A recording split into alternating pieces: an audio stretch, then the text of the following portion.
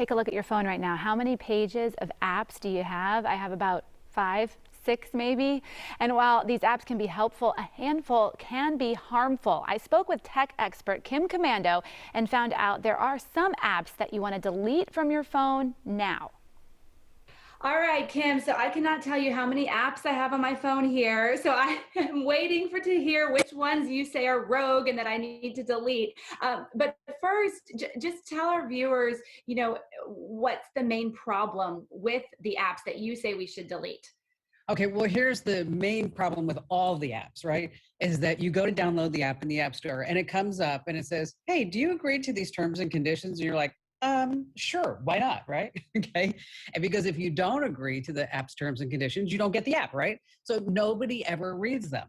But you might want to take a look at every once in a while because you may be giving up some of your private information and you really have no idea that that's even happening in the background.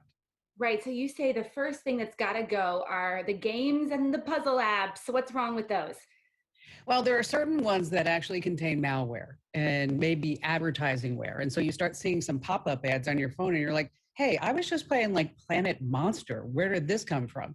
And then there are also the games like Words with Friends. And it's a really fabulous game, right? Well, unbeknownst to you is that the company behind it is tracking everywhere you go, maybe even taking a look at your contact list. And again, all that nitty gritty is all hidden in the app's terms and conditions. Okay, so it's collecting way more data than we think playing those Sure. games.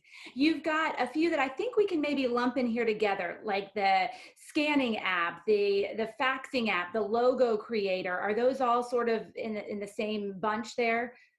Well, the logo creator is a little bit different because they did have a breach a long time ago. So if you still have that, if you haven't updated it, is that you want to make sure that you do that. The screen recorder and the QR code and also the flashlight apps, they also track your locations. But that's a genre of apps that you don't really even need to download anything. I mean, you don't need a separate app to take a look at a QR code in a restaurant, for example. You just hold your phone up to it and it says, wow, look at this. This is a menu.